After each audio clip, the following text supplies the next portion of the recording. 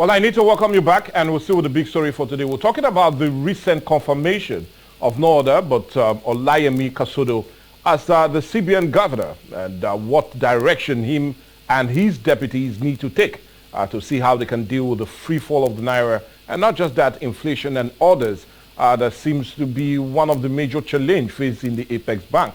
Well, that's what we're having as a major discourse, and still remember, we have our guest, no other person but Ambassador Raymond Ube Orogun right here with us.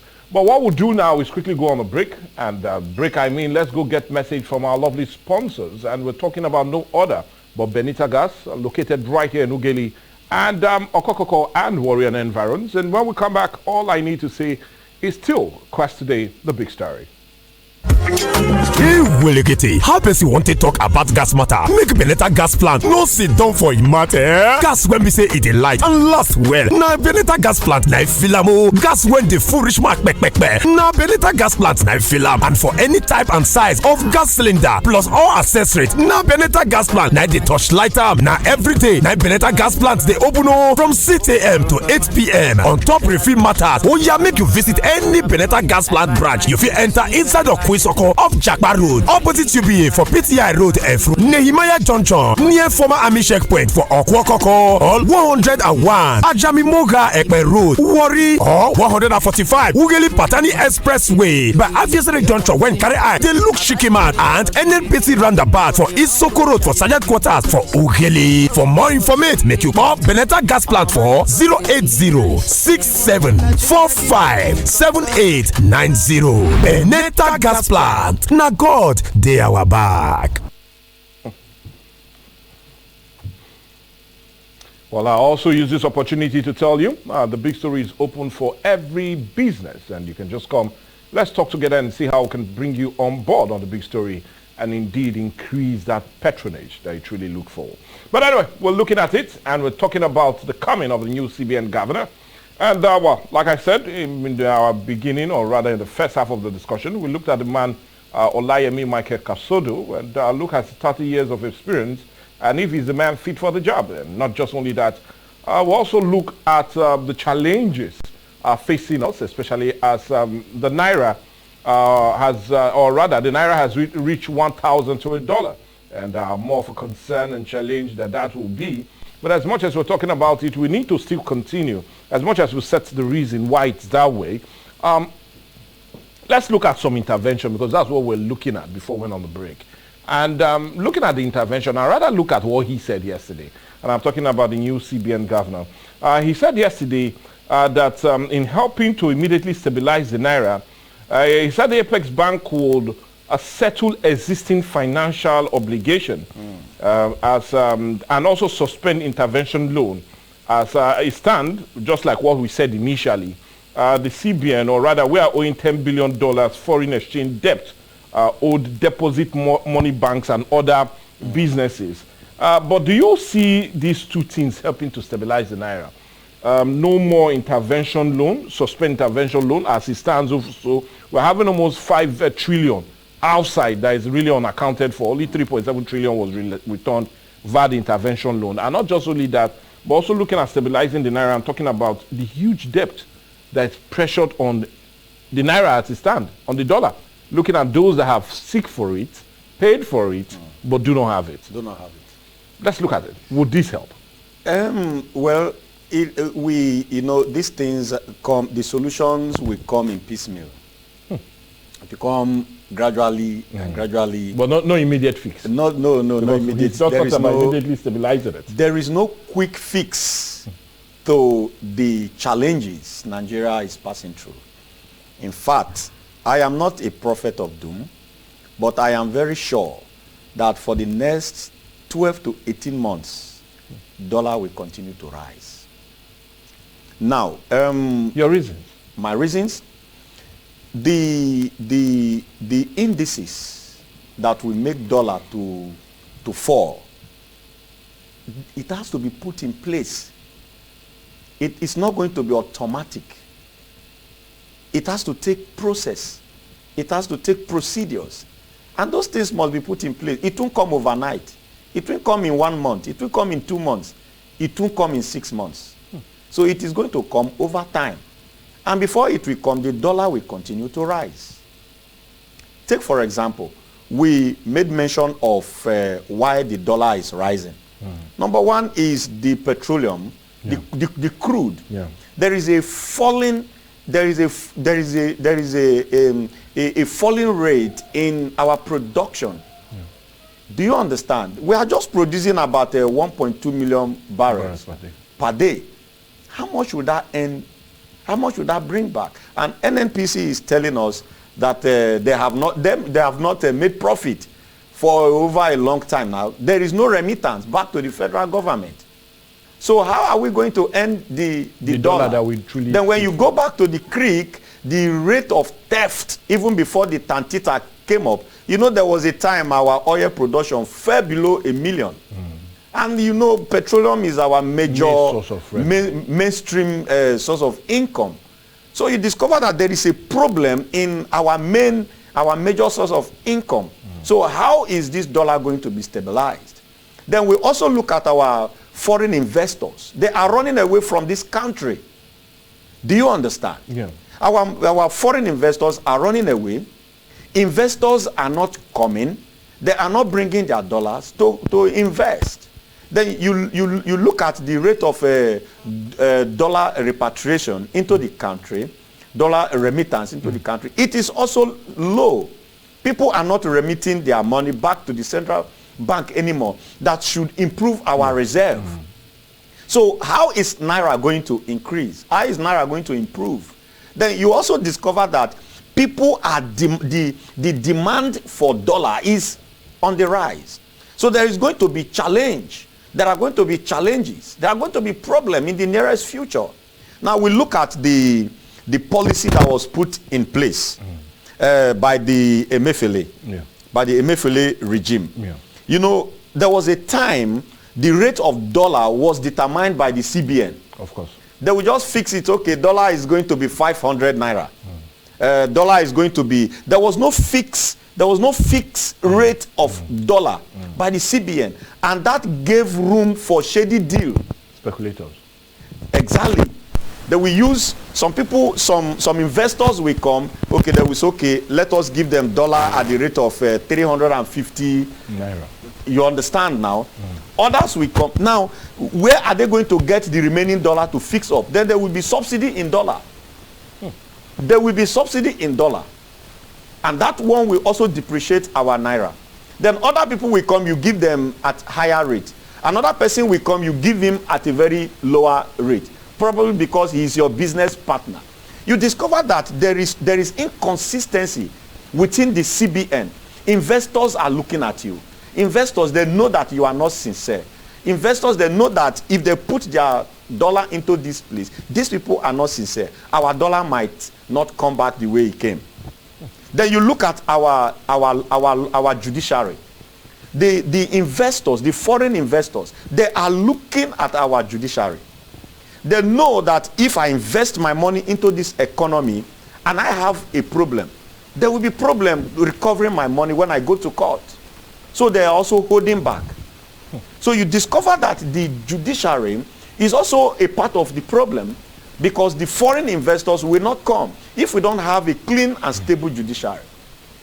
Then we also go back again to the corruption that is taking place in this country. People are stealing money, billions every day. They are stealing it in naira. And when they steal billions in naira, they will bring, using biro, using pen and paper, they will bring back the dollar, they will bring back the naira, and they want to save the stolen money. What do? They want to change it to naira. Yeah, to dollar. To dollars. Where are they going to get the dollar? They move back to parallel market. They don't care how much they change it. Because it's stolen money. Because it's a stolen money. All they want to do is that they want to convert it to hard currency so that they can save it. Do you understand what I'm telling you? So all of this is putting pressure is putting pressure on the naira. So you discover that they steal a lot of money and they convert it to dollar. At any rate, they don't care. It's a stolen money. So you discover that people don't have this very confidence in our naira anymore. So everybody is going for the dollar. So corruption is also forcing these things up. And all these things I have listed, it is not going to be solved overnight. Okay, now let's look at the issue of import and export, because the federal government also came out yesterday through the president, the special advisor to the president on economic affairs, Tokpe Fasho, when he said about $46 billion of fuel cars are imported into the country annually. They eat as much. Just talking about fuel we consume, talk about cars and others. The import is of these products into Nigeria is putting also a strain on our naira because of the value changing to dollar. Let's look at all of that and look at the issue of import and export. How can this new CBN governor walk away from that? Bring about better import? Because with what you've said, we don't even export anything. We seem to be importing everything and putting that strain on the on. So how can he change that narrative and make us look more export driven than import driven? Now, number one, we talk about cars now. Yes. You see, when I was growing up, I used to hear that there is a Peugeot assembling plant in Kaduna. In Kaduna, right? Yes. And all that and all that. Now, the things we are importing, it is possible to bring the plant and establish them in this place. It is possible. It is absolutely possible. And we just need to increase our production. Apart from the petrol, we need to diversify. We need to, before the petrol, were we not importing? Yeah. What about the cocoa? Yeah. What about the granite? Is it that the soil to produce the granite has changed? Is it that the soil to produce the cocoa has changed? What has changed? What about other mineral resources? We need to move into our mining. We see in Nasarawa or Adamawa, where we see these bandits that are mining our minerals. And if you go to Dubai, there is a place in Dubai, we call them Nigeria Gold. A market in Dubai, we call Nigeria Gold. Where is the gold coming from? Why can't we begin to develop all those things? Why can't we begin to checkmate them, develop them, and also begin to use them to earn forex? So we just need to look outside, think outside the box, look beyond this petroleum. Nigeria is blessed. Brother, Nigeria is blessed. Look at our brothers and our sisters in foreign countries. Do you think that we bring their dollar into this country? How? They know their dollar is not safe. So they hold on to their dollar. So you see that this thing is a compound and a complex situation. And we really need to tackle it urgently. Okay, now let's leave the issue of the dollar and the free fall of it, and come to another major challenge that the new CBN governor is most likely to face, and is the growing inflation rate. Well, the country inflation surged to 25.80% in the month of August, 1.72% points higher than it was in 2020. It was 24.08% recorded the previous month of July. Now, what should be done to help deal with the issue of inflation? It is affecting every Nigerian. And one of the biggest push or drive of that is food inflation. Food inflation for 8 years in a row has been the leading cause for the growing inflation in Nigeria. How can he tackle that? Now, look at the food we eat. The food we eat. The food we eat is affected by energy. Energy. Now, I was listening to the analyst when they were looking at the newspaper years, and they talked about the diesel rising to more than 1,000 per liter. Now look at the vehicle that is going to transport food from the north to the south. It's running on diesel. Not only diesel, the roads are bad to the extent that a truck that is coming from the north that is supposed to go straight to Ugeli will not pass through Ologbo anymore. It has to go through Agbo. Some of them will go through Asaba. Remember, they are all running on diesel that is 1,000 naira per liter. So what is going to bear the consequences? They add the money to the price of goods. The factories that are producing the rice, they will factor the price of energy into it, the price of transportation into it. So at the end of the day, these things we increase the inflation.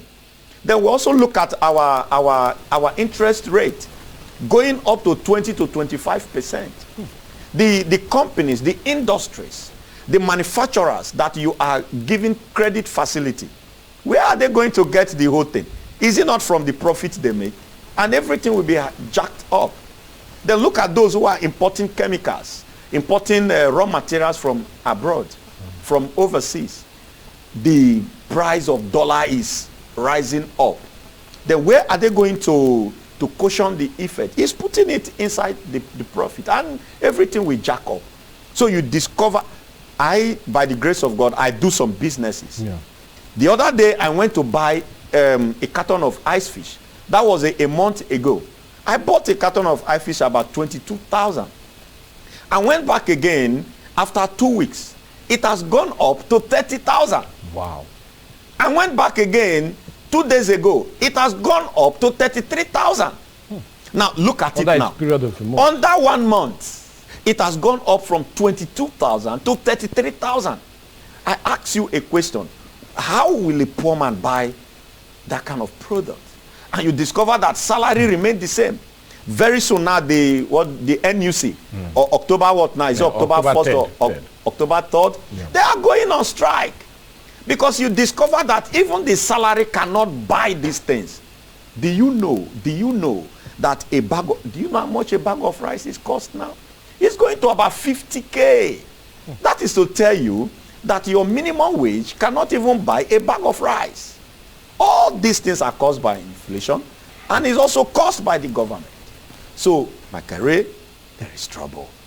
Well, anyway, it will be no trouble with talking about it, and that's why we're having this discussion on the big story today. We're looking at a job that I would not like to do, and I'm talking about being the CBN governor. It's not a job I love to do now. I won't even try it either. Well, anyway, it's not a job we fancy at the moment, looking at the challenges. But anyway, we are happy he was confirmed yesterday, so let him just sit down there and do the job. But I know we're still looking at those issues, and we're talking about setting the agenda. That seems to be a very difficult one as it stands. It is. But anyway, let's you talked about interest rate. Do you feel, because before now, like I said, the CBN said the reason they had a high interest rate was to deal with the issue of low inflation, but it looks as if it's not working. It's not working. Just in July, they increased it to 18.75%, up from 11.5% they did since May of 2022. And should the interest rate be increased or reduced to help out? Now, let's understand. Let us look at what is obtainable in the global arena. Their interest rate is 0 points. 0 points. Yes. But can we put ours at that very margin? Looking at all the problems. We must start from a point. We must start from a point. We must start from developing some policies that will help our naira. Start from developing a policy that will help our naira. Look at when our president came in.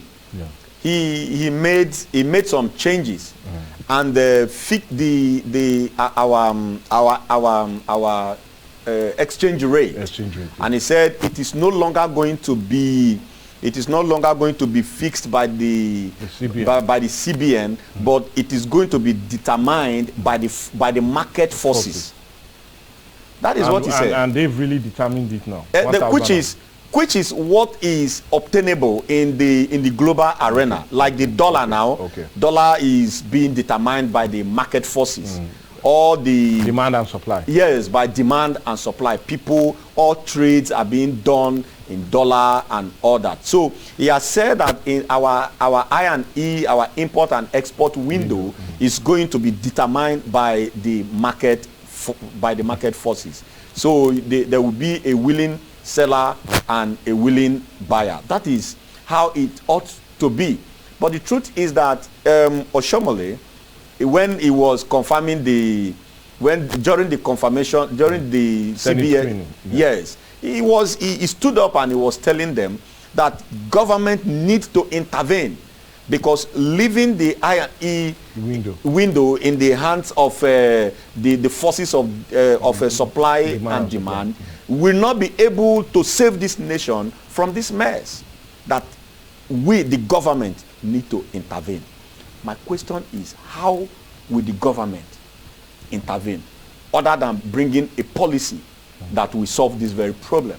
Do you remember that in 2016, between 2016 and 2017, I can't remember who was the CBN governor, but I believe 16 to 17. Yes, that was Jonathan Goodluck. Yes, 16 to 17 right? was still Godwin Emefiele. Godwin Emefiele. Yeah, because he came in 2014. 2014. After Sanusi was good. removed, yeah. Do you know that dollar fell from 520 to 360 naira? That was when parallel market merged together with the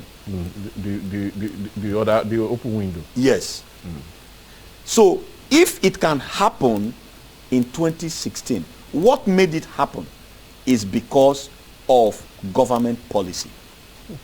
So if it can happen where dollar fell from 520 naira back to 360 naira through government policy, there is a blink of hope. Okay, well, I hope we'll continue on this, but we need to go on a break now. And when we come back, we'll continue our discussion centered on the big story today. We're talking about setting the agenda for the new CBN governor. And, well, an agenda that's really indeed a very high one. But anyway, our hopes are definitely we need a change, and a change quickly. That's what we need. We need to go on a break, though.